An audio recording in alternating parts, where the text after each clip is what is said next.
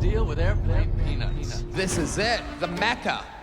The greatest arena in the world, the third ever Kill Tony here, and proud to say, the first podcast ever at Madison Square Garden, and the first time in an arena for Netflix, everybody. You are here watching history happen. I want to say this on Netflix in front of all these people here. Dude, I've been doing this show with you since it was in the belly room at the Comedy Store, and there was 20 people there. This is f***ing insane.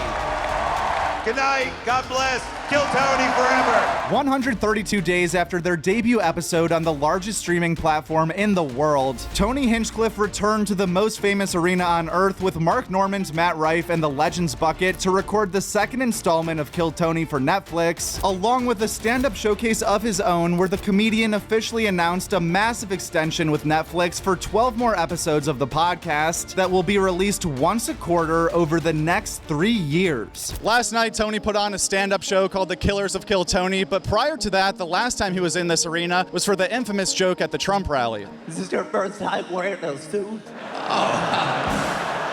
Actually, it's not. I wore a suit last time I was at Madison Square Garden. Oh, I forgot. It's a special event. Don't look it up. As far as the actual show goes, Mark Normand was on fire right from the jump with constant zingers like always. Matt Rife was also solid with some quick jokes after taking some time to warm up, but in general, these three together might be some of the fastest riffers you can find. There were some people online who were surprised to see Matt Rife on this episode just because he's probably not the first comedian that pops into your head when you think about Kill Tony or New York City, but he did sell out MSG twice this year on his own, and aside from that, it's also fairly obvious that all of these guests for the Netflix episodes are comedians who either used to or currently have stuff on Netflix, just like they did for episode 1. Two things that really surprised me about seeing the show in person were our phones not being locked up at the venue and the quick 9-day turnaround to get this episode on Netflix. This was my first time ever attending a Kill Tony arena show, and to be honest, I walked in expecting things to feel a lot more disconnected and overproduced. It's no secret that all arena shows lack the intimacy of clubs and theaters when it comes to comedy shows in general, let alone something like Kill Tony that relies on non-professional comedians for half the show who are bound to crumble under the bright lights of any arena, regardless if it's MSG or HEB. But in reality, everything felt surprisingly normal, and even though the space was super large, it still felt full from entertainment. Everyone I saw in the building was having a great time before and after the show. I'm not sure how it'll translate on the big screen, but from a boots on the ground perspective, it felt like a special night. In fact, I'd say the entire episode went pretty smoothly outside of the typical booing that happens at these arena shows every time the crowd reaches a size of critical anonymity. Unlike the episodes at the Mothership, where there's a baseline expectation that the bucket pulls might do well, or at least could do well, as an open micer performing live in front of 18,000 people with millions and millions more watching at home on Netflix, it's almost considered a victory to just get all the way through your set without completely losing the crowd. Tony starts to show off and he goes, all right, guys, we're going to bring out our first bucket pull. Here we go. There's one rule tonight. Let them do their set. No booing during their... And he got as far as no booing, and the whole crowd's like... You, Tony! One thing that really stood out in episode 2 was the strong performances from the regulars. Maybe it's because they did that stand-up show in the same arena the evening prior to Kill Tony, but whatever it was, all of the regulars seemed to thrive on Saturday night. Cam Patterson did his thing on the show as usual and got passed at the Cellar while in New York. Ari Maddie received one of the biggest ovations of the evening and somehow looked more comfortable on Netflix at MSG than he did on Netflix at the Mothership. David Lucas and Hans Kim both rose to the occasion as well, and Fiona Colley had a pretty funny interview too. Fiona has one of the best senses of humors. We've talked about it a billion times. Is there any good news with your condition or anything? No. Even though it took place in an arena, episode 2 felt like a way better representation of the Kill Tony universe to brand new Netflix viewers compared to episode 1, which relied heavily on characters and stunts. This time around, the actual comedy was way more on display, and all the extra spectacle from last time was generated just by being inside such a beautiful venue. Or at least that's how it all seemed in person. The Legends Bucket was also super clutch, once again keeping the show on pace and guaranteeing there will be quality stand-up throughout the show, even even if all the real bucket pulls bombed. Those legends included Dave Attell, Jim Norton, Joe DeRosa, Harland Williams, and Jeff Ross. I'm so proud of you. I mean, here we are. Madison Square Garden, sold out. I gotta say, for a bottom, you're really on top. Just like the arena show before this in Nashville, there was another 4-way speed round contest between Jack Shaw, David Jolly, Serena Teal, and Danny Martinello, who won the crowd noise competition with a great minute to secure his place at Kill Tony's next arena show. But there's no question the loudest Madison Square Garden got all night was for the newest Kill Tony sensation, Timmy No Breaks. This legend bucket pull says the words, Timmy No Breaks, everyone. I mean, this can't be real. Yeah, I think that even counting like the Tony walking out on stage, any of the Legends bucket pulls, anyone that came out, I think you had the loudest pop, the loudest audience reaction of the whole thing. People were going crazy, high-fiving each other in the audience. What did it feel like to walk out there to that type of reaction? Felt very cool. I'm like, every single time I've ever done the show, I've blacked out. This, I blacked out the most of all the blackouts. So I don't really remember totally like how it felt. Like literally like watching it back, I was like, I don't remember doing any of that. Wow. Yeah, for real. Like the short answer is I do not remember. You know, I was super nervous, like obviously very, very nervous, but it was it's such a preposterous thing to go from like in literally 2 months or 2.5 months to go from like Vulcan to Mothership to Madison Square Garden that I was just kind of back there and I'm like, this is so fucking ridiculous that like I wasn't really as nervous the first Vulcan time because I was just like, I have nothing to lose, I'm just gonna send it, whatever. And I remember that whole experience kind of, and then Mothership I was very nervous because I was like, all right, now I really have to deliver, there's a lot of pressure. And then this one I was just sort of like, it's just so fucking ridiculous. So like the circumstances of me going up there, and I think any comedian just being like, this is Madison Square Garden. It's kind of a ridiculous place to even try and do stand-up comedy. It's like, all right, it's coming back to me a little bit. You basically come out, it's a sea of people, and you can't really see everybody, but it just becomes this inanimate blob where you're like looking out. When you take a moment to look out there, it's just like, you can't really connect with anything like you can at Mothership, so you can't see how people are feeling, and you can't really... And so it's, I don't know, long story short, it's a completely surreal, not natural comedic experience. Yeah, that definitely makes sense. Like you said, it is pretty preposterous to go to Vulcan to MSG in 2 months. And then add on top of that, now you're a Netflix comedian as well. What was it like finding out, not only are you about to do MSG, but it's also going to be on Netflix? It was really cool. It was sort of the way, so Tony hit me up. We haven't talked like a ton, but like, He got my number. He hit me up. I was doing Secret Show. He came to Secret Show just to talk to me. So he told me in person, which I thought was like a really nice, cool move. He could have just, I mean, the fact that he did that on like a already very packed lineup and he found room for me to like do it. But him telling me in person was really cool. He told me, he's like, yeah, you're coming to MSG. We're gonna put you up. We're gonna fly you out, and and then it's also going to be the Netflix episode. It's just like, Jesus Christ, you know? Like, so it was cool. It was cool. He told me in person. I thought that was like a very like classy, nice, much more than you need to do. Just giving me the opportunity, and then how he communicated it, I thought was like super cool. Was there any part of it that kind of like ruined the next few weeks of your life because now you have this hanging over your head, or was it just, I'm so excited? Oh no, it totally ruined everything. Yeah, I mean, the pressure that you feel is completely like, it's just, there's nothing that it's impossible to experience anything like that before in your life. You know, like, okay, well, like I almost wish you told me, and then the next day I went up there. And so it's, it's one of these things that's really hard for me is, I look at the minute, but then I also look at the interview and I try to be like prepared for both. The first time was like the most improvised time, like I was just like, I'm going to go up there. The only thing I had in my head that I knew I was going to do is if he gave me a big joke book, I was going to smack it out of the air and be like, I don't write, bitch. And then he was so nice by the end that I just, people don't know this, but he threw it directly to me, threw it perfectly. And then I just let it fall. and then I threw it out or whatever, but I was gonna fucking That's so funny. that was like the only plan I had. And then the second time, I would say like 80% of that I had thought about before, and then these were organic moments where it was like throwing a baseball up and I could just be like, got something for that, bam, like Ryan O'Neal, I'm gonna serve you or whatever. And then this time it kind of felt like I maybe over prepared and try to, like I'm picking it apart, like over prepared, try to get too much out there. And then like that minute does very well in like a club setting, but I don't know if I rushed it or like didn't set it up properly, but it definitely didn't translate as well to an arena. This to me was the worst of them, and I'm like trying to understand why. And I think maybe part of it is that I maybe put too much effort into thinking about everything, and there's like a million things I didn't do that I wanted to do. But yeah, again, long answer to a really simple question.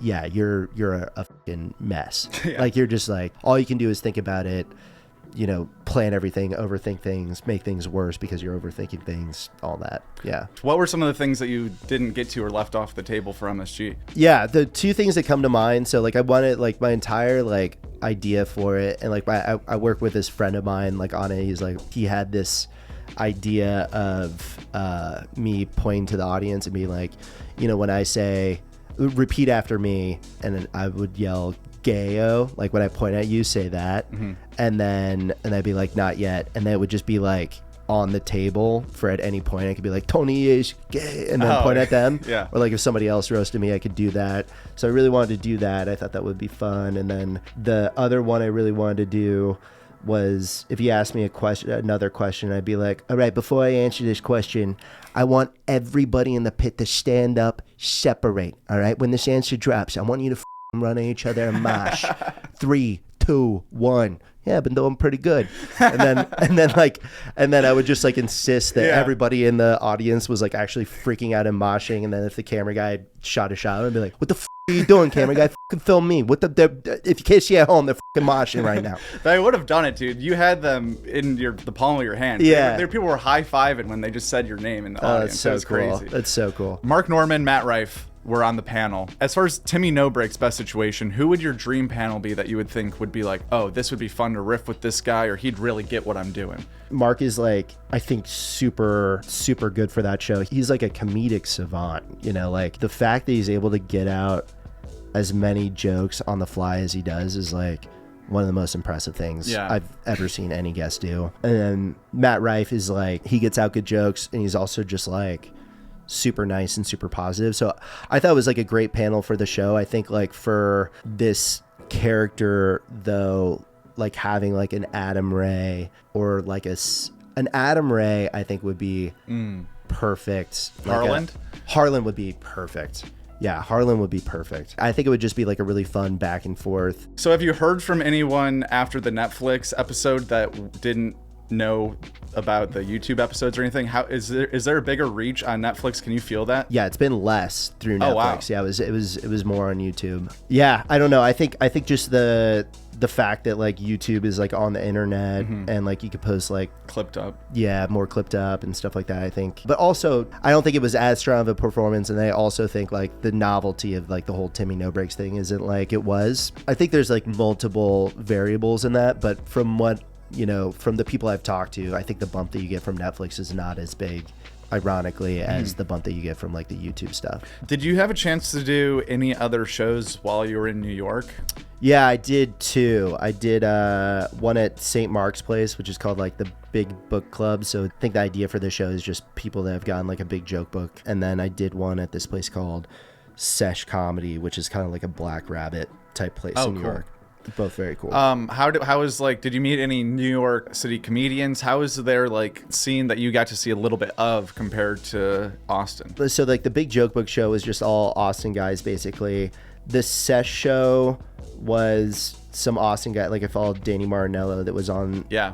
So I didn't really get to see many people, but I think what's like different, and I got to do some shows in LA at the Comedy Store, and I think the difference between like New York and LA to Austin is that you can do spots at these like offshoot comedy clubs, and you can end up following like a Mark Norman or like one of these other guys, because Mark like will pop in to do like an open mic or like pop in to do a bar show and stuff like that. And I've heard it. It's so cool. Like the secret group, the smaller room at the secret group, I was talking to one of the guys and he had, when he was just in town to do a show at like a theater, I guess, he just like wanted to get up and he like popped in there and was writing new material. He did Maggie Mays in Austin, you know? Wow. And so there's That's so cool. So there's people like, there's people that like really love stand up, really care about the craft, Mark being like probably the best example of that, and will just hit these spots where like I could be doing a spot there. And so you get this experience of like being around, you know, the most successful, best stand-up comedians in the world and getting to like follow them. Yeah. You know? Yeah. So like, and I think I don't know if Cam officially moved to New York, but I think that was, from what I understand, like one of the main reasons. It's like, you know, here you'll go up like with your peers a lot unless you're doing the mothership all the time. But to get to like put yourself in positions where you have to follow like the best comedians in the world, it's like, you know, you're playing at JV, then you're playing at varsity, and then you're playing at whatever the this next level is. Another interesting takeaway from Kill Tony's return to Madison Square Garden is that out of the 9 people pulled from the bucket in person prior to Netflix cutting 4 people out, none of them were New York City comics. It would have been really cool to see a bunch of guys from the lower or middle levels of New York's comedy scene showcasing their style the same way that episodes filmed at the Mothership feature a lot of comics from Texas. And it'd be even cooler if one day Kill Tony did a small pop-up show from the Comedy Cellar. But if you want to hear from some of those potential New York City bucket pulls amongst others, we had senior Kill Tony arena correspondent Karen Jones out in the mix with all the other MSG hopefuls for hours before the show while they waited in a sign-up line that wrapped halfway around the arena. Say something. Just so you Even know. if it's just, you know, my mom has big tits. 像在看刚从动物园里跑出来的大猩猩一样。 Okay. All of our phones have records of it, and we're being recorded constantly. So what are you drinking? Definitely not racial profiling you. It's tough, but I want to say something about Joke World's bracket with those podcasts. Guest spots from last week. Joe Rogan sat down with Ed Calderon and Dave Smith. Alex O'Connor went on Flagrant. James McCann was a guest on Are You Garbage. James also went on First Date. And Being Ian without Jordan featuring Dan St. Germain. Matt and Shane was Dogs Only. Kill Tony was on Netflix. Mark and Sam stopped by the last episode of Two Bears, One Cave with Stavi and Chris. Mike Vecchione sat on the couch with Soder. The Honeydew welcomed Paul Rodriguez Jr. Shin Lim and Angela Johnson did stuff with Howie Mandel. Adam Devine stopped by Tiger Belly. Greg Fitzsimmons was on We Might Be Drunk. Noel Miller was on Right Now. Michael Ridley stopped by Dad Meat. Tony Hinchcliffe, Salvo Cano, Dave Attell, and Joe DeRosa all stopped by the Legion of Skanks. Durag and the Deer Tag rapped with Palmer Squares. Charo was in charge of Your Mom's House. Nick Vigas and Ivy Wolk visited Stavi's World. Blaine Anderson took her shoes off with Rick Glassman. And Panties in the Mouth had on JJ Curry. I'm still mad at Joke World. He never posted about it. I'm still mad about it. You got to post about the Alex Sadiq, dude. It was cool as fuck. Joke World hates us. Yeah. Well, too many. I'll just fucking. Too much skin? Yeah. Too much skin. He's promoting like comedy shows now. I've been seeing his poster at some shows, and I'm like, come on, dude. This is fucking weird war. I felt like I know who Joke World is, but I don't know who he is. I don't know who he is. He posts his face all the time. Yeah. I think he's like he's connected to Tampa somewhere. I think he lives here. I think he lives here. Me and Joke World at Skankfest, we're gonna have a fight. What? Roast battle?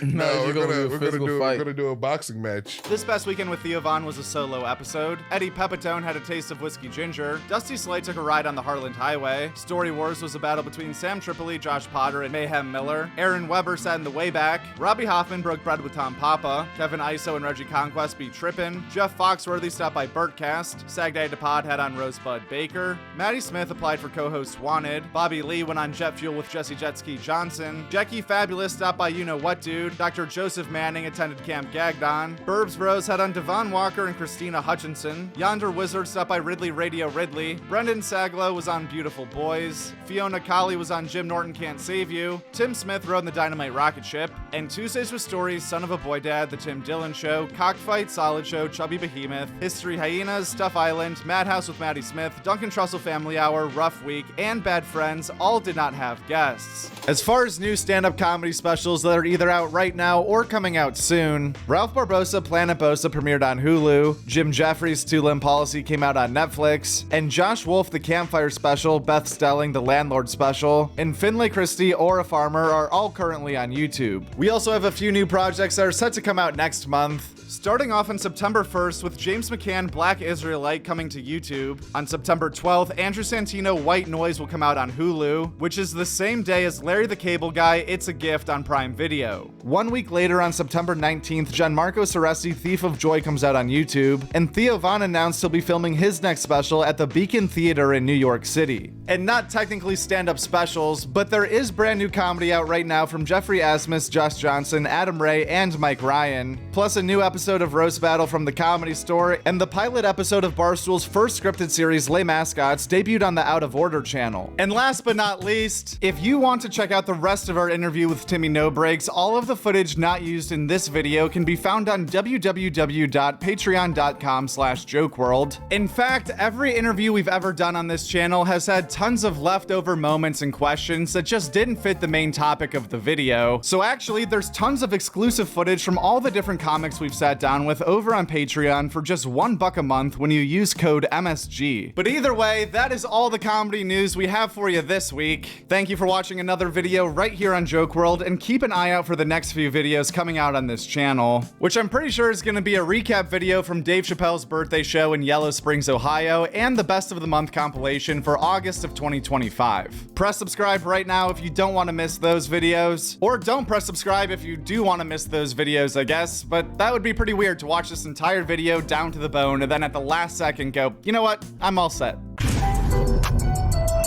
At Joke World. That's it, at Joke World. And the world is WRLD. That's a great YouTube channel, Joke World. Check it out.